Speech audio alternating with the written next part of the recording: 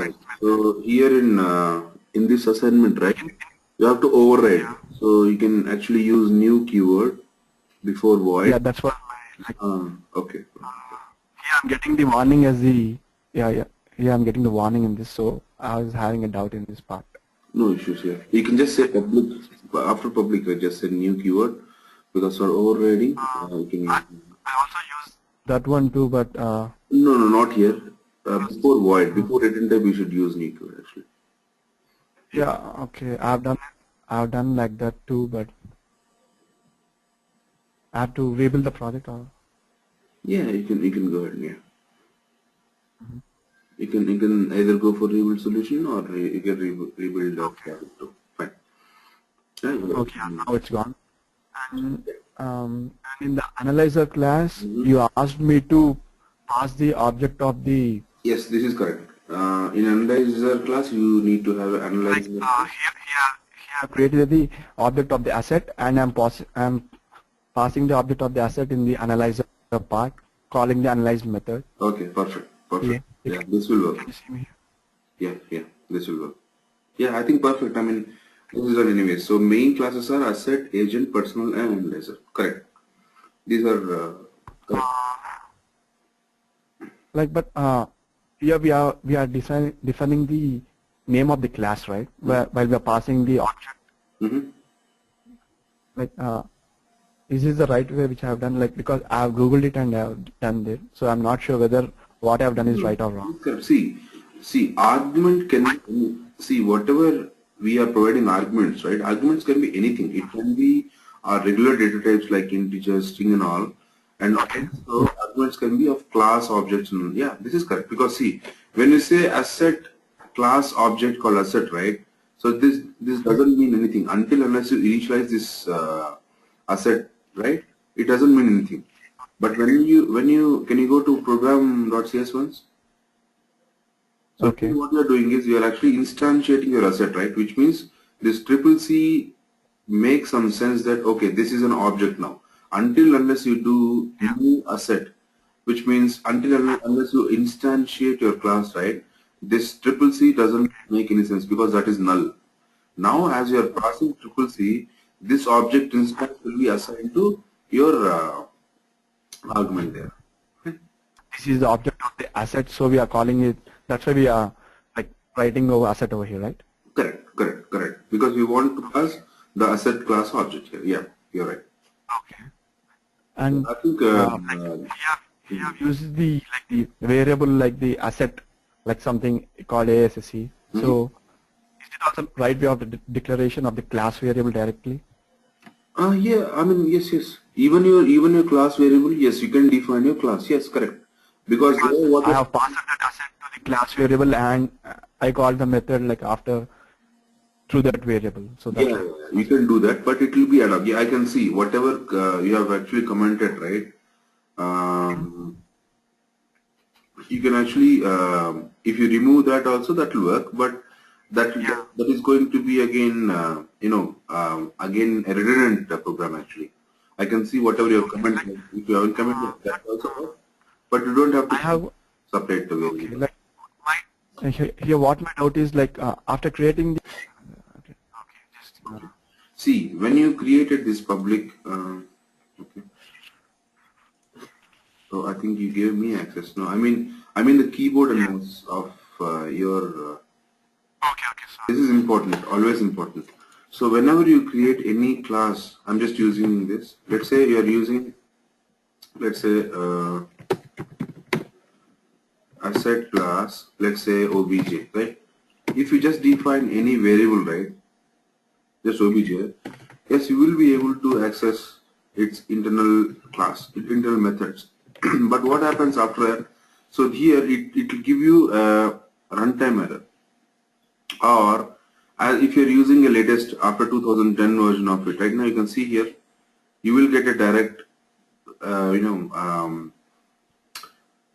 design term error called use of unassigned local variable obj, which means this is a class object type. It will track and it says that it is not assigned anything, right? Which means when it says unassigned, which means either you'll have to assign with object. Now whenever you say class and variable, this is just a dummy variable you are creating. And when you instantiate with keyword called new, now you are assigning the object of, when we say object, which means you are allocating some memory, right? This actually is a very important statement which assigns memory to obj of class asset. Then, yes, this is the correct way. Now, this is the first way. Second way is that what you did, you just defined a variable here. So let me just remove this now. Okay. So what you did here, when you actually create any variable, right? Now this is something which is like you're creating a variable to class. That's it. It is not yet object, not yet.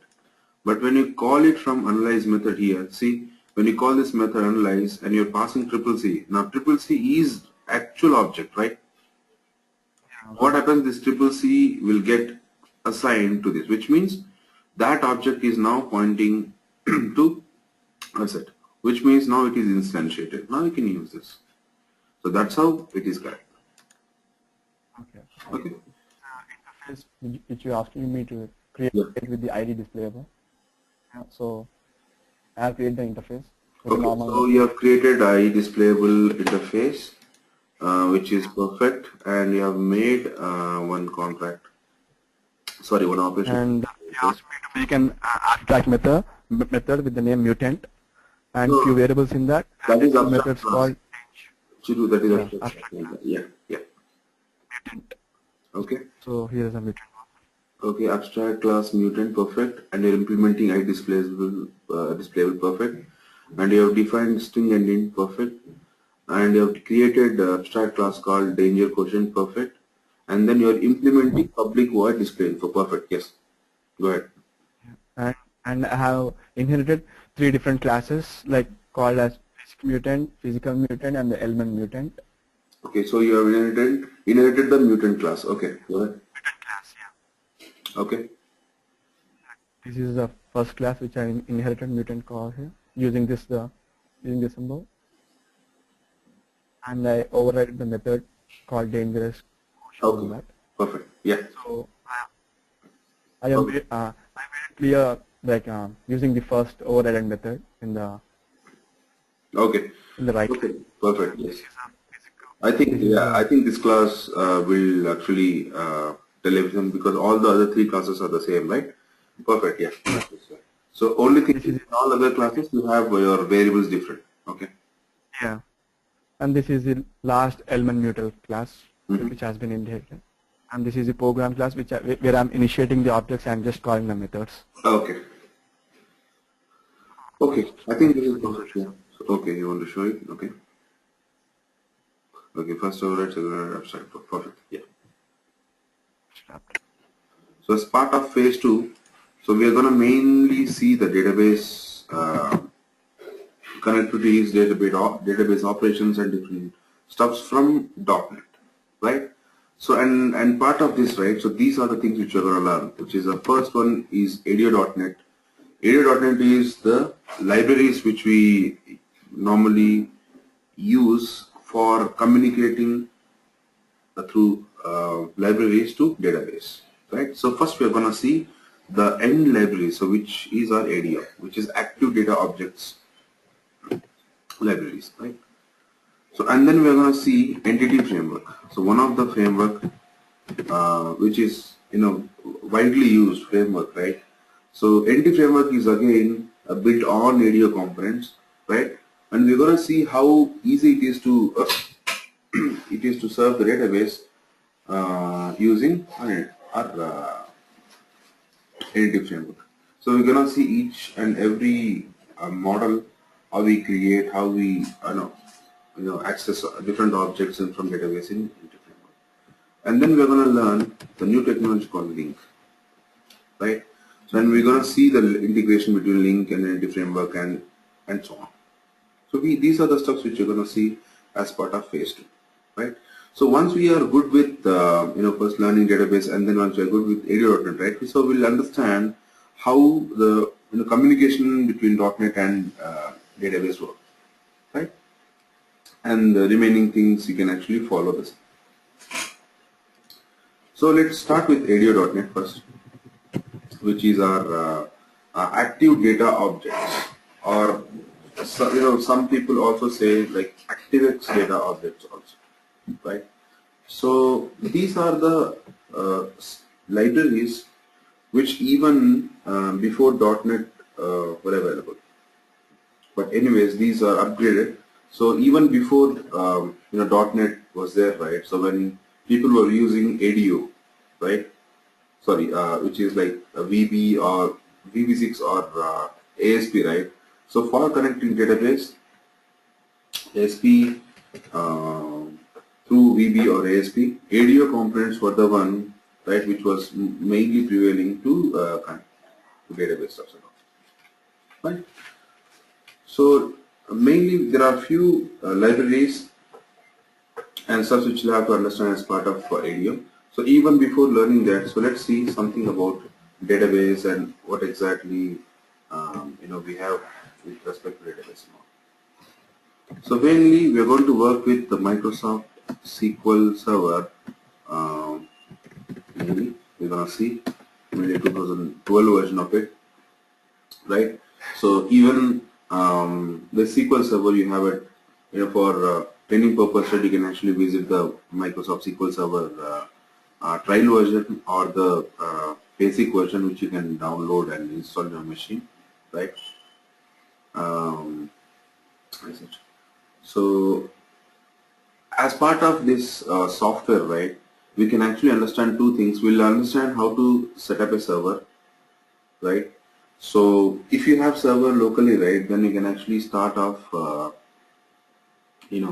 accessing it and start off creating objects and using them. Fine. So here in my machine, I've already installed my SQL Server. I'm going to show you that. Right. So after installing SQL Server, you'll actually get something called SQL Server Management Studio. So Management Studio is like a editor again, right? So we use Visual Studio as an editor for writing programs and all, right? So SQL Server Management Studio is something which is used, right? So this we can actually use to connect to any database server, and all, right? So in this there are two types of authentications. So we're gonna see that. So initially you can see that there are server name. So I have set my installation server name as this. So while installing a SQL Server, it will actually ask for your default node or default instance, and definitely this is something which it will take by default. So you can actually leave that, right? And it will ask for which authentication mode you want. So so in this complete training, anyways, you're gonna see Windows authentication, right? And if you want SQL authentication, you can also go for SQL authentication. So when it is Windows authentication, which means so with the login ID and password which you are using for your machine, the same credentials will be considered here. Or I would say the NT, or in some companies they say one user ID. Like definitely if you're working in a firm, right, any company or firm, so you'll get some NT-ID, right, which is network ID, right, and which will be synced with your MS domain, right. MS domain is nothing but your Windows domain, right. If you're using a Windows machine for development, yes, it will be, and if you're using Linux, it will be separate LDAP domain and all. So these domains are something which are user domains, right, where you will get added with Windows authentications, right. So now I'm gonna connect this database. So here you got connected to SQL Server now. Now here you can see, as soon as we connect database, right, so few folders, right, will automatically be generated, and these are the complete set of folder sets we have, right. So among all, we have two main folders which we'll be learning as part of database stuff. Mainly two things. One, databases, anyways we are going to see, but before that let's understand what is security. So under security we're going to see mainly logins, right. Now, logins is nothing but, let's say you have a database server. Now, definitely if you have created a database server, you will not keep only for you, right? You're gonna share, you're going to give permissions to, it can be any permission, it can be read only, it can be access permissions, or it can be admin permissions, any permissions. You're going to create some user permissions to your resources or some project guides, right? So that you can do it from here. So right click from here and say new login, right? And this will open up a wizard. Now this is an important wizard where you can see you can actually provide your name or MS domain or NT domain or your domain which any company is using, right? And definitely if your company is using, and if you are in LAN connection of that company's main server, right, then it will accept this login name. So, and you can actually select whether it is Windows or SQL Server authentication, and you can provide that name. And after that name, you have something called server roles. Now this is where you provide whether he is a public, which is a read-only access, or you want to make any type of admin or not, right? Or if you want to actually map this user to specific databases, you can do. So as of now, you can see I have many databases created, class, college, department, and so on. So I can set specific database and I can give permissions also, right? So this is how you can actually create your logins. Nothing but your, under security you can create your own users as such. Right? So this is a folder of security. Now let's come back to databases. So whatever we have connected, right? So again, I just want you guys to be clear. So whenever we started, we use this wizard window, right? So this window connects to server. It's very important to understand. It connects to server. Whenever you say database, right? Database is a part of your database server or database engine as such, right? So first we have to connect to the server, SQL server, or you can say database server, right? So two things again in database server. When we say database server, so we'll have, let's say we have installed our SQL Server in Windows machine, right? So let's say we should understand that there will be separate Windows Server, let's say 2012 or 2008 R2, I'm using Windows. So don't get confused. You also have Windows Server 2008 or R2 also, right? So let's say this is a server you have installed. So on top of the server, it is like, Windows 7 we have in our personal machine, right? So similarly, Windows 2008 or 2 is in server, let's say, just for an example, right? On top of this, let's say you have installed SQL Server 2012. So let's say a 64-bit or 5-bit, that's fine. 64-bit you have installed, right? So here what happens? So when you have installed 2012, right, on top of Windows SQL, which means this is a server which provides platform, and this is a database server. Okay. So when we say database server, don't get confused with the actual server, which is a machine, and your database server. Fine. So this is, we are talking about the server which we installed, which is our database engine.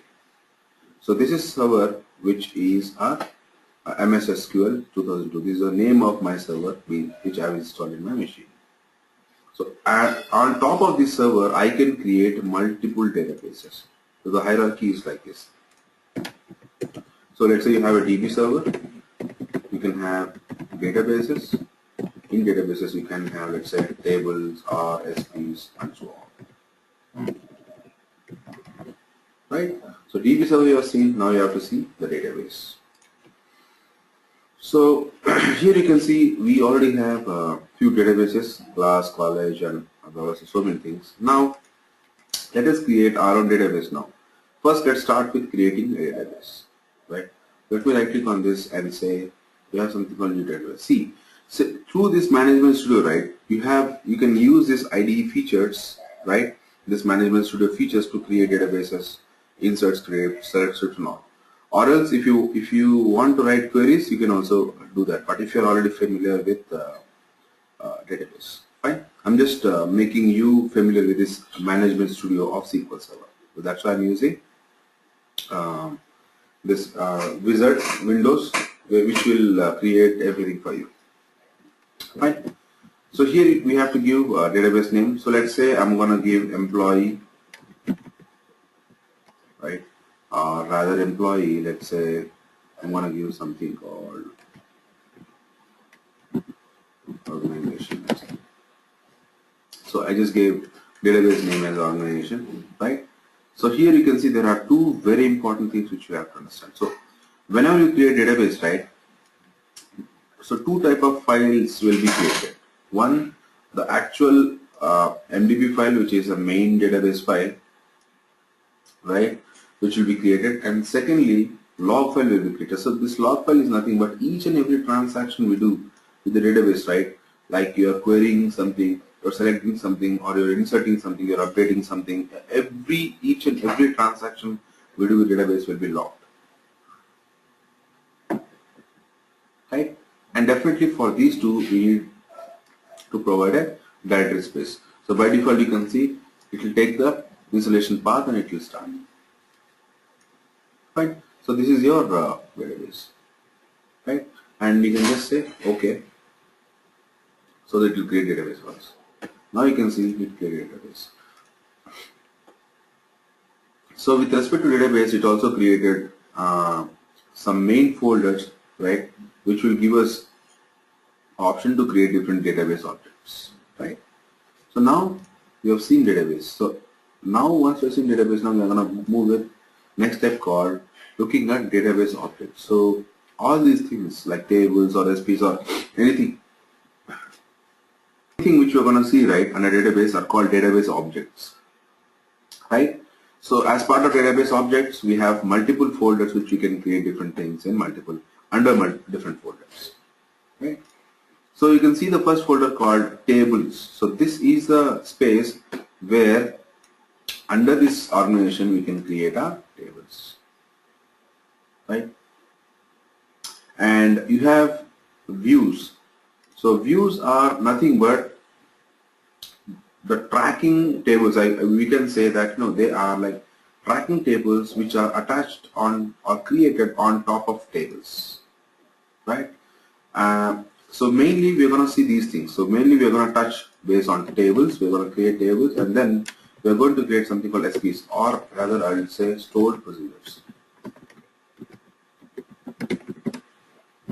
right? So tables you can actually create over here, and store procedures is nothing but your queries. Anyways, don't worry about it. We're going to come to store process data, right? Which we're going to create under your programmability store process here, right? So we'll come to these parts separately, but you can see that you have a separate folder called security again. So you can actually add the users. So whatever users you have added to security main folder, right? You can add them and you can provide access to this database, right?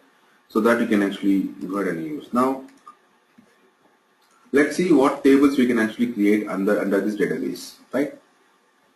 So this database we have created organization actually. So here in this organization, let's say I'm going to create first employees table or employee table mainly, right? And we are going to create some columns. So definitely when we talk about table, right, table is a actual entity where we store data, right? So let's say in employee we have these columns, right? So let's say employee ID, right? So let's say employee name, right? Let's say employee date of birth, right? And let's say created date type, or I would say joined date type, right? So now you can see these are like columns, right? And in this type of columns, definitely you can add multiple employees in a table, right? So just remember the Excel cell. So each cell, let's say it is a column, and beneath that all the cells, whatever you create records, right, they are going to be each and every record of a separate employee. That's how the table is, right? So let's create an employee table, and we'll actually create these columns. So let's say I'm gonna just copy this. Now here, to create a table, again you can actually use the SQL Server wizard. So right click on this tables and say new table. It will open up a window here. So this main space you can see here, right? As of now, it is opening up for this. So first, either you can actually save this as a table, or else first you can actually provide all the columns, right? And then you can go ahead. So first, let me provide EMP ID, right? So these are very important. So when you are providing name of column, right? So you have to understand what type of column it is going to be. So in employee ID, because even database have got different data types, because each column, right, each cell you are going to create will be definitely of some type. It can be your integer, it can be your decimal, it can be your string, it can be your date, time, anything. And our SQL Server supports many data types which you are going to see now. So let's say this employee ID is integer, and employee name is, let's say, string, and employee name I want to restrict with, let's say, 50 characters, not more than that. And let's say date of birth is like date, time, or just date, let's say, right? And join date time, you can say let's date time. So this join date time is nothing but when exactly he joined the company, or when exactly this record is this employee record is inserted into this table.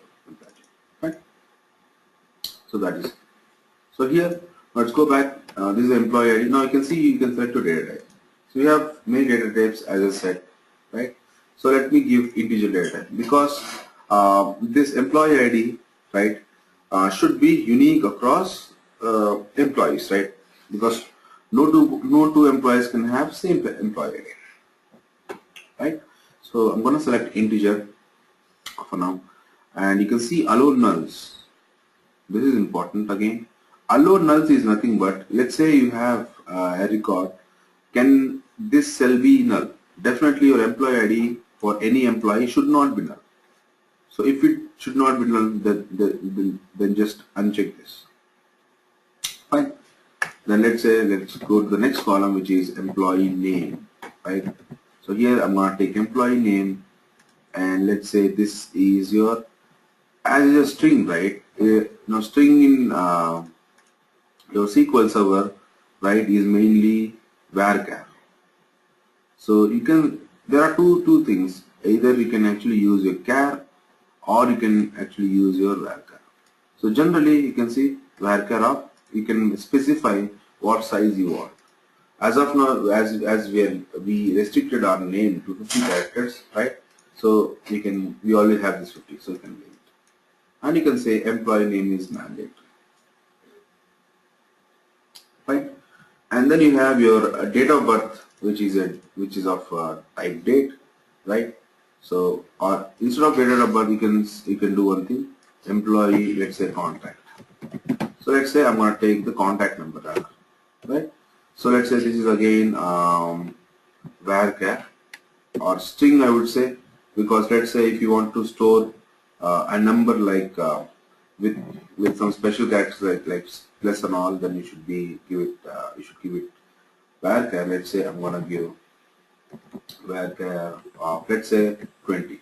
So definitely 20 will fit this employee contact. So let's say I'm going to take employee contact with varchar. So now I just want 20, right? So just make it 20. And let's say if you want to make this contact optional, you can make, or else let's say I'm making it mandatory. And then you have your join date time, and join date time is nothing but a date time. So I'm just using this employee contact because employee data, but we'll use it in other table. So here you can see join date time is date time, right? So I can select my date time here and check. So these are columns we created. These are the raw columns we created for the table. Now, after creating columns, let's see few constraints or default values which you can create for these. Fine. Now, firstly, let's start with creating constraint. We're going to create something called primary key constraint for this table. What is a primary key? So primary key is a unique identifier across the records which you normally create in a table. So using this primary key record, you can identify the actual record you're looking for, and this will be unique across your records, right? And primary key, few things are important. So this is of unique, so no two records can have same primary key, and primary key can be a single column or combination of columns. So let's say if I'm making these two as combination, then your employee ID can be same, at least your employee name should not like, they are like your composite primary key. So let's not complicate things, but for now let's say your employee ID one column is your primary key, which means at least your employee ID should be unique across your table records. So now first let's make your employee ID as a primary key. So let me select this. So you can create a primary key in this way using wizard. So this is something which we are learning using our SQL Server Management Studio, right? So you can right click on this, and here you can see first option called set primary key. Click on it. So as soon as you click, you can see there will be a lock appearing here, right? This yellow lock is nothing but it conveys that it is your primary key. Fine. First step. Now second, as soon as you select your column, right? Now here you'll get something called your properties window. This is the column properties. You can see the column name is employee ID, right? And here there are many cells which are grayed out. Now grayed out things are something which you cannot access, but you can see something called identity specification. Now this identity specification is nothing but, do you want to make this as an identity? Identity is nothing but your you're enabling this as a unique. And you can see under this identity you have an option called auto increment by 1. So seed is nothing but from what ID you want to start. Let's say I want to start from 1 itself, right? From 1, and every time I add any record, I want to increment it by 1, which means my employee will start from 1, and as soon as I insert second, third, fourth employee records, it will auto increment. So I'm setting this identity specification of this column like this, right? So this is my column properties I've done. And let's say second and third columns are normal data columns which you have to enter. And let's go to the fourth column. And now let's see how we can actually set something called default value. So this join data is something which we are taking. So whenever this record is getting inserted in my database, I'm recording that data, right? Now what I can do, so here you have an option in this column. I selected this column, right? Here you can see join date time, and here I have something called default value all by me. So what you can do, you can actually give some default value. So here, instead of value, I'm going to call a function called getDate. So getDate is an internal SQL function. What it will do, it will actually take my servers, my local machine's date time, and it will store here. So that's what it will do, right? Now here you have a default value for this, and you have your table ready, right? Now let's save this table as an employee. So let me go ahead and click on save. Now it will ask for your table name. Let me give table name called employee and say OK. Now under tables, let me right click and refresh this. You can see your table created called employee. Fine. Now let me close this. Now let me open up a query. Now the previous window which we opened is our schema window for this table. We normally call it as a schema window. Now this is your query window. So this main big space of our management studio is mainly used for querying and anyway schema changes and everything. But let me write a first query.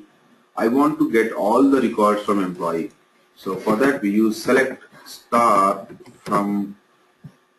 So here I have my organization table. Now here you can see whatever database you have in this server, it will show up everything, class, college and all. But I know that my current database is organization. Under organization database, I have a table called employee. So you can directly call. So as soon as you type on, right, even this management studio, if it is in the same server, right, it will give you an intelligence window. So select it, let's see how to run it. So select this query and you have an option called execute, or you can see you can also use F5, which is a execute key. So let's click on this. Now here you can see this is my table, employee ID, employee name, employee contact, and join date time, and as of now I don't have any records. Right. Definitely I don't have any records because I haven't inserted it yet. So we're going to see insert query also, not to worry. Now before that, let's create one more table, right? So let me call it as EMP details, maybe, right? Like employee details. So here, let me take again EMP ID, right? And let's say I'm going to take address, right? Even before that, let's say I'm going to take date of birth, address, and then let's say created date time. Created table in the sense when this record got created. So let's start off with creating new table again. Right, click on new table and we know employee ID. See, I'm using the same employee ID because definitely if there is an employee, for that employee you'll have your detail, right, which is very important. So here you can see that there is an employee, and for this employee ID there will be some details. So we are going to connect these two. We are going to see one more step constraint called foreign key constraint, through which we can connect these two, right? So for that connection, first let's create this table, right, and then I'll show you how to connect, right? So first you can see employee ID and data type. Yes, I'm going to take the same data type I have used for my employee table, which is int, and remove this allowance. Now this employee ID is not going to be unique because one employee, let's say for one employee, maybe I can create multiple address. Date of birth can be same, right? But I have to, if I have to store multiple address details, right, then I'll have to go for multiple records. So I'm not going to create a uniqueness in here, but I can use this as a key to get details, right? And then let's say I'm going to take a DOB, which is a date of birth, as let's say just date, not date time maybe. You can just say date, right? And then address. So let's say address, for address, I'm going to take varchar of let's say some 500 maybe, and remove this allowance because I need something. And then created date time. So here created date time, let me take up, so let's make it date time, right? And let's say this is not this. And now let me select create date time and let's give default value as get date and open bracket. Now here you can see this is my table. And here what I'm going to do, this employee ID again, I'm not going to make it primary, definitely not, because this is my table which I want to connect to my employee based on employee ID. Now I'll have to create, or I have to connect my employee ID of employee to my employee details so that they'll be intact.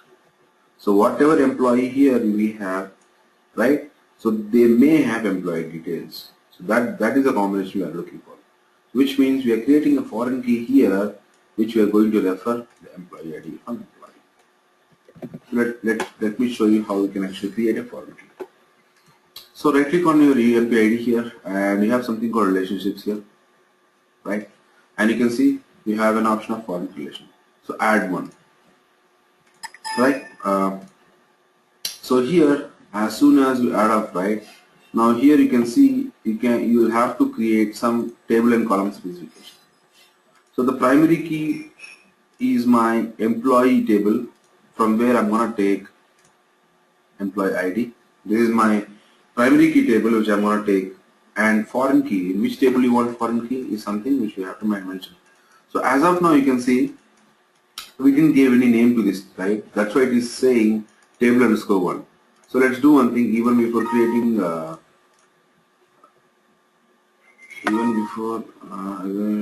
least one paragraph. Okay, let me just remove it, close it, right? So let's give this employee details name first. So let me save this table as employee details. Okay, right. So when I refresh this database, we'll have to, now let me right click and say relationships here. So let me add it, and now you can see it is asking for name. Now first I'm going to select employee, and employee ID is my primary key table, and from employee details as I'm going to take employee ID again. Now this employee ID belongs to EMP details table, and I'm going to make this as a foreign key here. So foreign key will stay in child or the related table, and primary key we are going to take the main table. That's a FK relationship. Let me click on OK, and yep, I have this ready. Let me close it. Right, and now you can see the schema is done, right? Where, let me save it. Yes, it will ask whether you want to change. Yes, I want to change it. Now it got created, right? So now here you can see where you have this employee table, right? Or employee details maybe, and you have something called constraints here. You can see, right? It actually created this constraints, and in keys you can see there is a foreign key. Under employee details you can see there is a foreign key. Fine. Now you can close, and similarly you can see select star from your employee details here, which is your EMP details. Again you can see here that employee details is not, it doesn't have any data. Right. So that's how now we have created two tables, one employee table and employee details table here, right, which contains some columns and doesn't have any data. So now let's do one thing. Let's add some records into employee, and also pertaining to those employees, let's add some details. Now first let's create an insert query. Now two ways, if you know the direct insert query, you can directly write your query. So for the first time I'm going to show you how we can actually use this Management Studio to write queries quickly. Or maybe this Management Studio will help us to write queries. Not all, definitely, like a basic query. So in employee, wherever, whatever table you want to query on, right? So let's select that table, right click on that table, and you have an option called script table as, right? So script table as, and you can see there are a few tables you have. Now you can see you have something called insert to, right? You can see table create, alter, drop, anyways you have. So inside this table, whatever you want to do with data, you have here. So select, anyways you have seen, select staff employee. Now let's see the insert to. Let me click on new editor window, which means it will give you a quick syntax of insert, right? So that's how Management Studio will help you. So for creating your syntax of your now anyways, here you can see, let's start. This is your actual query you have, but anyways let's not worry about this. So here you can see the main query is insert into your table. So here, so I just gave you an option to open up from your table, but if we are writing a query, let's say this is an insert query, we write insert into your table. Table is nothing but your employee table, right? So two things here. First, there is one brace, right, where you have to mention which columns you want to provide the data.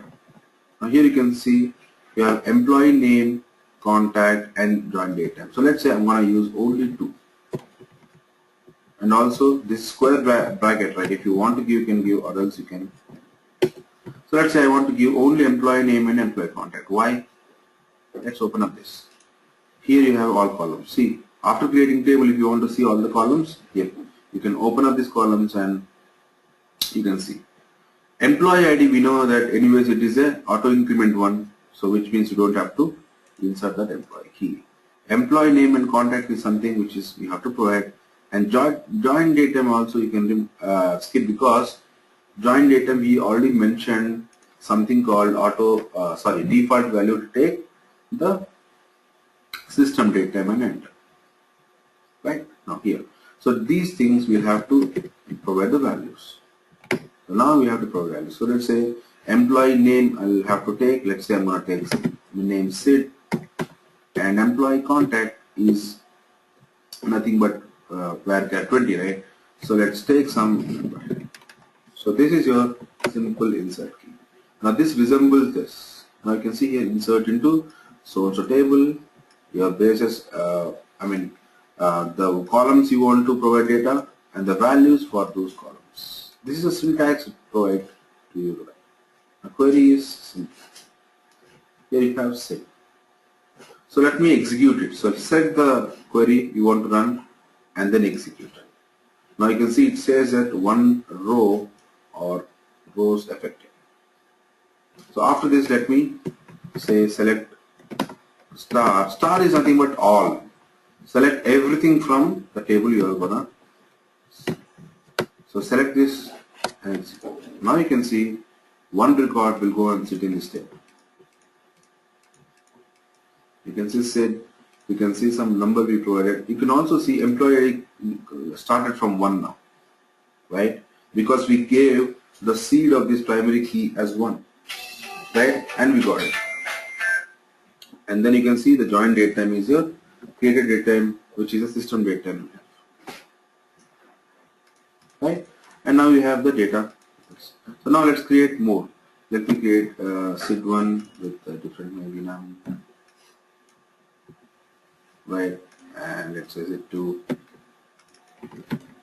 different. And let me call something like when. Right, so we added some records, right? So let's select again. Now you can see whatever records we added, right? Now they are sitting in the database. Right?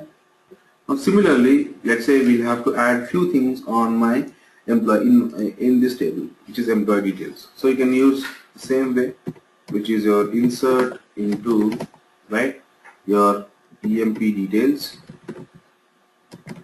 right, which is your table. Now let's say here definitely I'll have to insert my EMP ID, right, and then let's say date of birth I want to call, and definitely address, right. So these are the columns I want to insert and the values. So first employee ID. So definitely whenever you're inserting employee ID, this should be present in your employee table. So let's say I'm going to take 1 and say date of birth is here. Let's say I'm going to use get date. See, this is your internal method, or definitely he won't.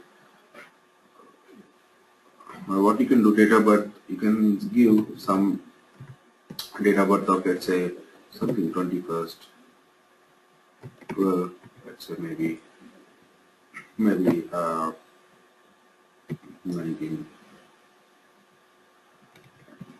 something, okay, right? And you have create date time. So create date time, so your address, so address, let's say here I'm gonna give some address as let's say was street. So this is your insert for your employee details. So see, the same thing you also get for employee details also. So right click on this and say script table as insert to, right? It will open up a new window and you can see employee ID, date of birth. Same thing we have done. So let's execute this. Okay, now it says that conversion failed from making date of birth, because it needs a date of birth, right? So it needs a date. So let's give some date directly, right? So incompatible, that's what I thought. So let's give get date, no issues. As of now, let me take get date here and one row affected, you can see. And let me select this data. Now you can see for one which is already present in, which is already present in the employee, for that employee these are the details. Now here you can see one thing, where let's say if I'm going to use some 8, so do you have employee with 8 ID? You don't have, right? So let's check that. You can see we don't have employee with employee ID 8. So let's try to insert employee ID 8 into details. Run it. Now you can see insert statement configured with foreign key, right? So you can see table, so this table, right, employee table, which is your employee ID, does not contain this 8. So this is the relation which it will keep. Now you are creating the dependency, right? So this dependency is something which will make these two tables in sync with respect to employee. So now let me create 4. 4 is something which is already there. Now it will create.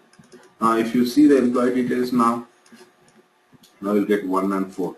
For employee 1 and 4 you have some details. So that's how you get this. Now this is how we normally work with database stuffs, where you can see, right, we created some tables, we created a database, we created some data into it and all. Right. So this is all about your database stuff we have, where we have seen a few, mainly the database, you have seen the server, how it gets created, and that mainly the tables which we created with different names now. Right. So in tomorrow's class we'll see how we can actually connect. So see here, whatever you can do, like insert we have done, select we have done, anyways we have update and delete options too. We're going to see that those things directly through .NET, how we can actually. So now tomorrow we're going to see how we can actually use ADO. What exactly is the hierarchy which we can use in ADO.NET, right, to connect to this server, this database, and to specific table and get the details, or delete the details, or do some DB communication, DML operations, right? That we're going to see tomorrow.